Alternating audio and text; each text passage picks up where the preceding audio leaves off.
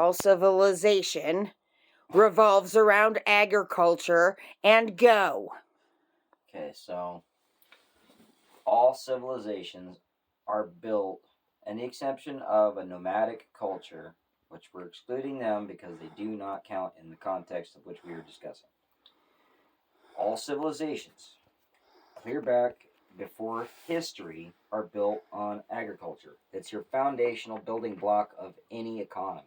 You cannot move forward without it. Not even trade economies, because you have to have a sustainable environment to keep these people focused on working in shops and factories and managing systems and building aqueducts. If you have people who do not have food, then they are forced to find food, right? So, as a consequence, because of established agriculture, you have people who can focus on, in nowadays, irrigation, manufacturing of equipment, and AI, and yada yada yada yada yada. Irrigation, electrical, housing, your Starbucks, your roads, everything ceases to function without agriculture because there's no foundation for the rest of it to proceed. Because if everybody has to go find and forage or hunt for their food, they do not have time to work on a computer. They do not have time to bend wrenches. They do not have time to chase water or fix your espresso machine at Starbucks. Period. End of story. Everything revolves around food. End of discussion. So by domesticating animals, um, so that's animal husbandry, and then you have horticulture, people who have spent their lives developing plants. Corn is a prime example of a man-made product because corn originally was a bulbous, nasty plant that only gave a few kernels, and through cultivation through um,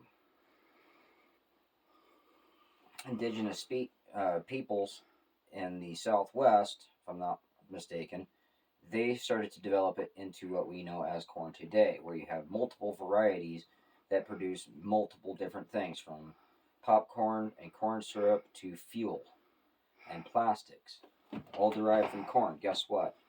Because of agriculture supporting industry in an industrial sense, that frees people up to devote time and resources to cultivating corn to become what it is. Now, what most people won't tell you is that any civilization that is absolutely just and fair with their constituents, guess what? None of those governments ceased. They have all ceased to exist because they were overrun by a more aggressive government. However you want to look at that, emperors, kings, governments of any way, shape, or form. Governments as a whole are only there to protect government.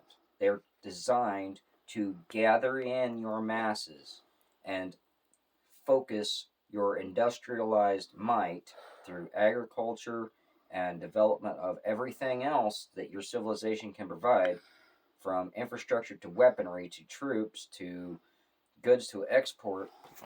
It all derives back at the basics of agriculture. So you provide what happens is if you provide more services from the government, you are making the people dependent on government. Guess what?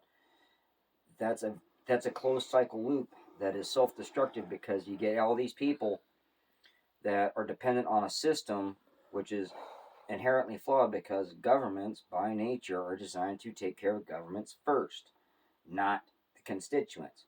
We have designed a system that is now entirely corrupt from the bottom up, to where you cannot proceed without X amount of income and X amount of government influence and X amount of regulations. And guess what? The farmer bears the brunt. The farmers and ranchers bear the brunt of 90% of all of everybody's bullshit, because when your when you increase imports from foreign countries at a reduced manufacturing cost, guess what? That jacks off our economy because it throws it into the lopsided spin. It doesn't matter if it's electronics or beef or grain or whatever. You have to have a certain amount of trade to keep the global market working, because if it goes stagnant, you have warehouses filling up with products that are going bad, either expiring because of technological setbacks, because it never got a chance to be used, or you got crops like, say, corn or beef. Do you know what it takes to feed 150,000 head of beef cattle in a confined space a day?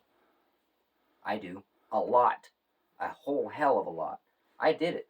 I did a year's worth. I fed 150,000 head of feedlot cattle 3 times a day out of a 10-wheeler truck with 10 other retards like me. We were truck jockeys, and we had to run through specific rations to fatten those cattle up to go to market. It doesn't matter if you're holding them to get on a ship or you're fattening them up to go to market, you still have to feed them. They have an expiration date. If you do not feed and water those animals or tend to them with medicine, they're going to expire. And then somebody has a real shit day of cleaning up. So I digress. So I've kind of gone off the rails a little bit unhinged here, haven't I? So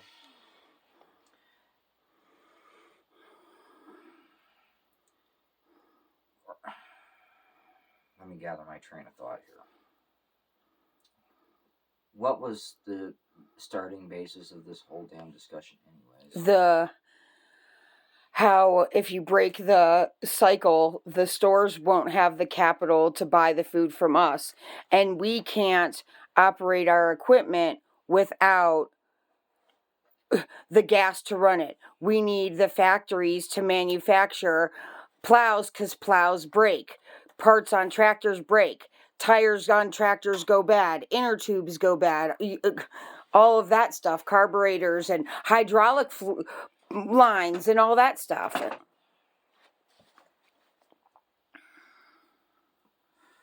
Okay, so